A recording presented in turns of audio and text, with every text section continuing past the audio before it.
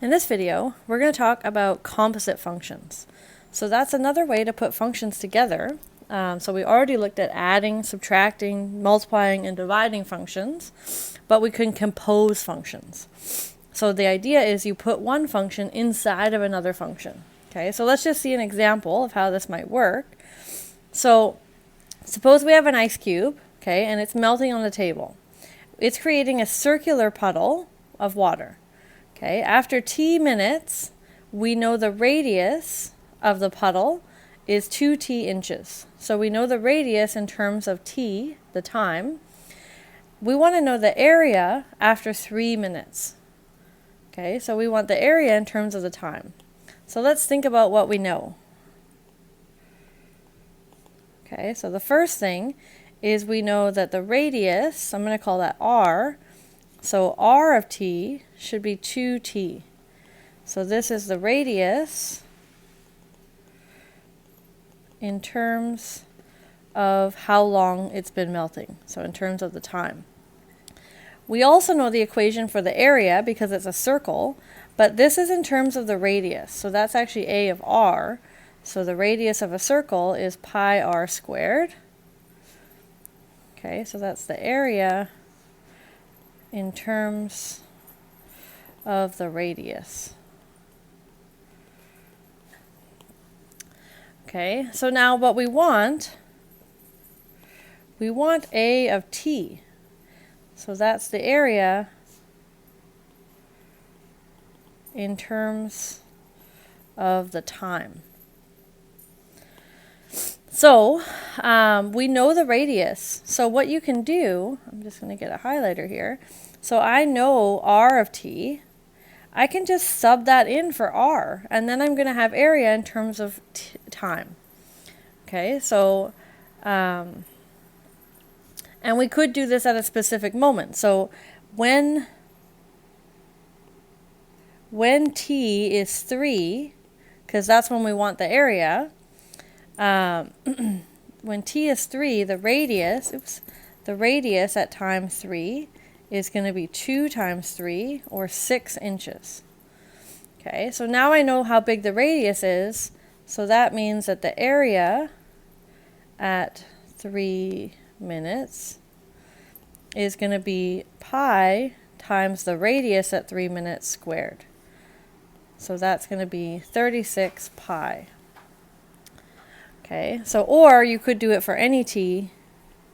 So a of t is what we could write is a of r of t.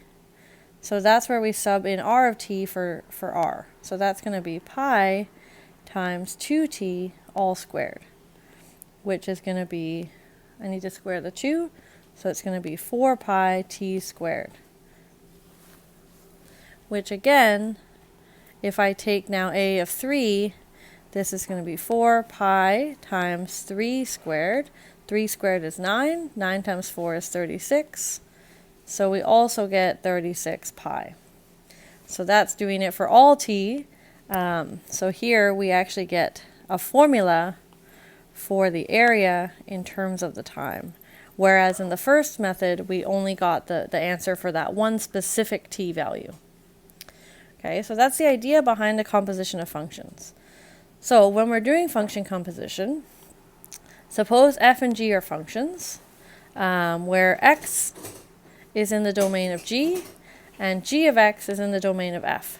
Then the composition of those two functions, we denote this as f circle g of x. Okay, so that's the,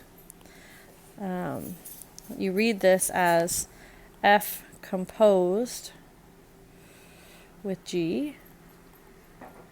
Okay, and it's a little circle. And what that is actually f of g of x. Okay, so this is function f evaluated at g of x. So that means everywhere you see an x in f, you're actually going to put in g of x. So let's do an example here. So f composed with g of x. So f composed with g of x by definition, up above, this is f of g of x. So that means it's going to be f of x squared minus 1, because that is what g of x is equal to. Okay, so then everywhere we see x in f, so that's just right there, we're going to plug in x squared minus 1. So that's going to be 3 times x squared minus 1 minus 4. And then if we simplify, it's 3x squared minus 7 instead. So that would be our composition function. Okay, now I'm going to leave part B for you to do. Just notice that it's the other way around. That might not be the same function. In fact, it's not the same function. So be careful. Don't plug into here. You're going to have to do your own work for that one. So the order that you do the composition matters. When you're doing it, the one that goes on the inside is the one that's closer to x. Okay, so you're sort of working the wrong way around almost, because we normally read left to right. But f is the outer one because it's further from x. Okay, so the one that's closer is the one that goes on to x first. Okay, so what is the domain for f composed with g? It's the set of numbers x, so that so f composed with g, let me just write it up here again, oops. F composed with g of x, we want to remember is f of g of x. Okay, so because we want to evaluate g of x, we need x to be in the domain of g in order to be able to compute g of x. Okay, but then we want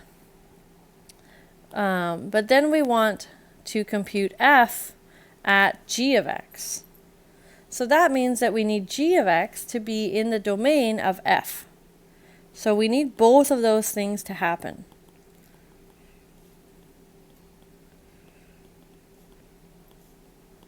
Okay, so let's do an example of that. So here we have two functions, okay, r and s, and we want to find r composed with s of t and state its domain. Okay, so let's start with r composed with s of t. Okay, so that's r of s of t.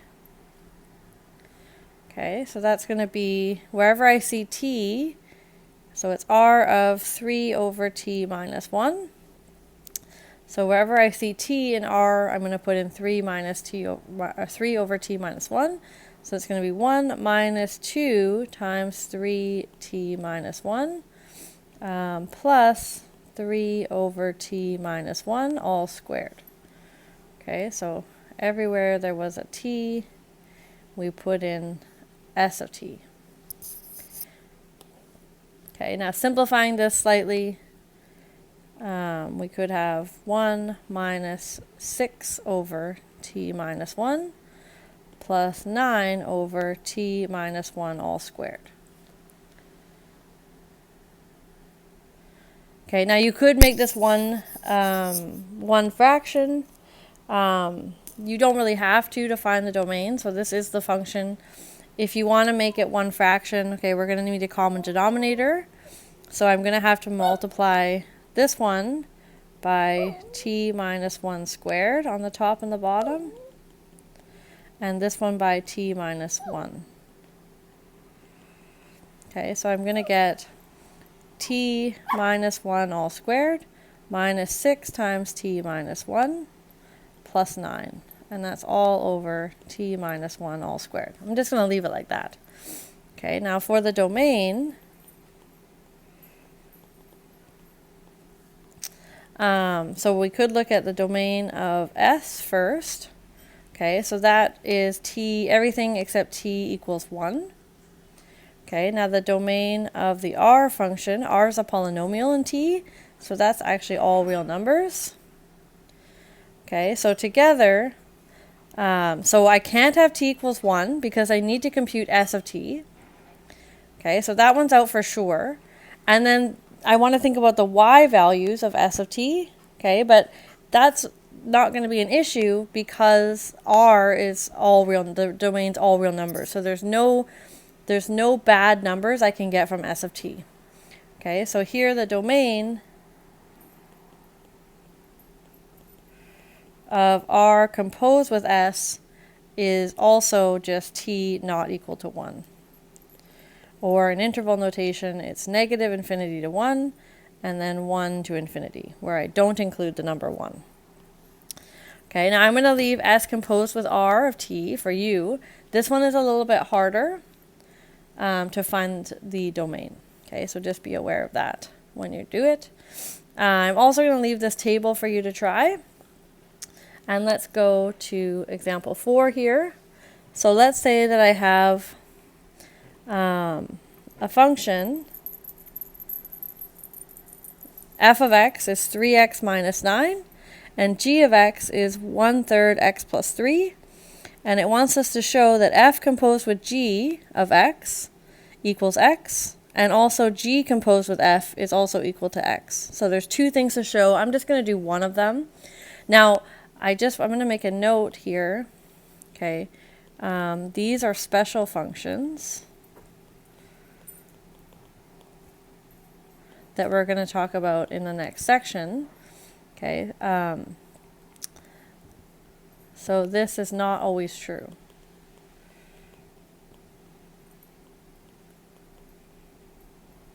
Okay, so this idea here, this doesn't always happen. Okay, so what we can check it here. So I'm going to do the first one.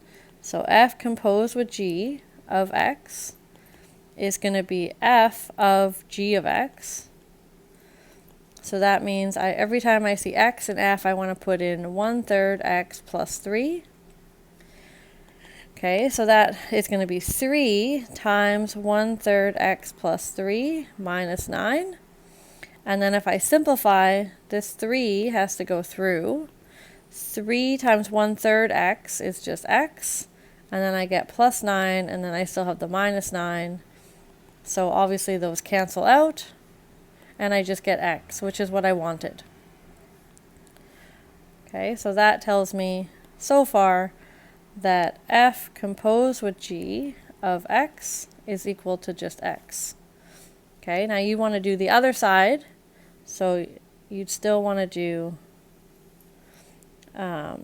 g composed with f of x, and you want to show that that is also x. Now, one of the most important things about composition of functions is being able to decompose them. Okay, so especially if you're going on to calculus, this is very important. So I'm just going to do one of these examples. So what we want to do is find two functions, f and g, so that h is the composition of the two. Okay, so what we're looking for, so f is like our outside function.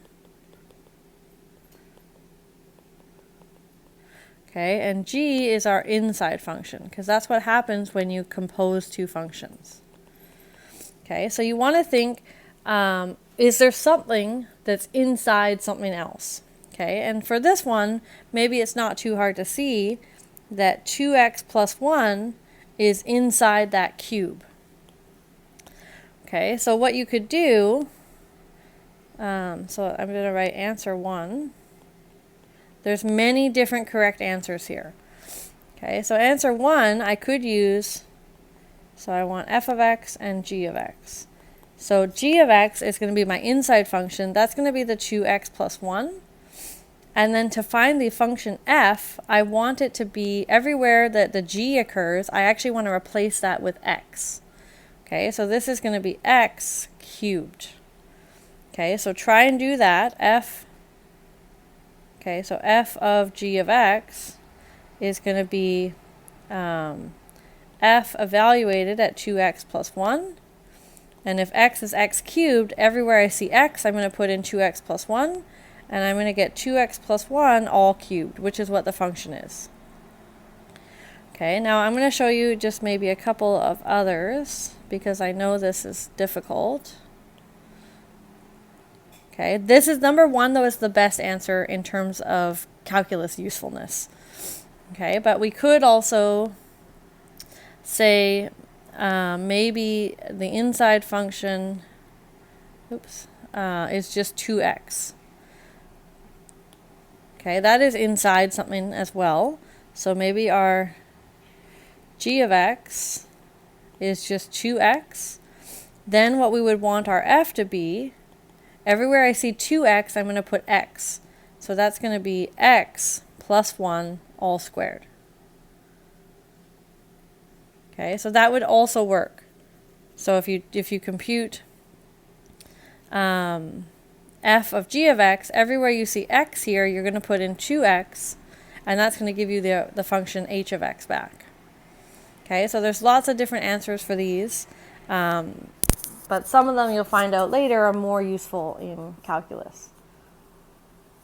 Okay, so probably 2 is enough. This one I don't think there's, the other ones would be more complicated. So those are the 2 most obvious ones, I think.